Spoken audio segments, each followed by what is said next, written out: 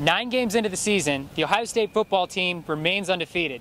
Though both Penn State and Ohio State face a postseason bowl ban, Ohio State came out victorious 35-23.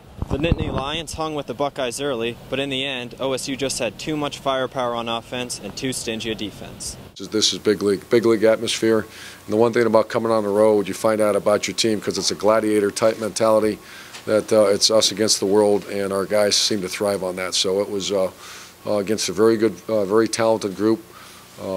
Very pleased with the team win. You rush for someone, I didn't get the stats yet, it's 200 some yards, I believe, and then held them to some, someone said below 50, was that right?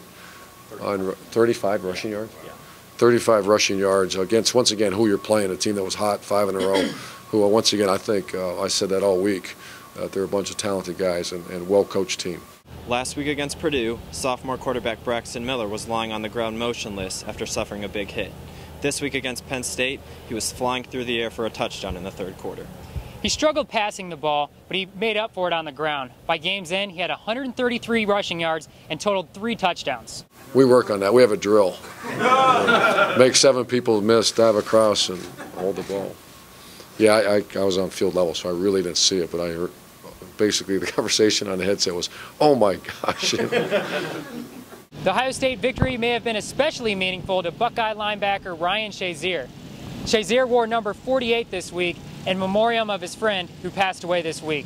Shazier led the Buckeyes on defense, recording a sack and returning an interception for a touchdown on back-to-back plays at the beginning of the third quarter. Yeah, I think Shazier played his best. I can't say he played his best game this week because I haven't watched the film yet, obviously, but I thought last week, I love Ryan, but he's kind of out of control guy that missed tackles early in the year, if you remember all those, and he kind of overruns it. I thought last week he was just beautiful the way he played, shuffle, and then accelerate. He's so quick, but I think he's playing his best football right now. The win brings the Buckeyes' record to 9-0 on the year. Next week they return home to face the Fighting Illini. Be sure to read The Lantern, check into thelantern.com, and for an in-depth look at Ohio State athletics, be sure to check out Mike and I's podcast, Inside Buckeye Nation. For Michael Perriott, I'm Andrew Holleran. See you next week.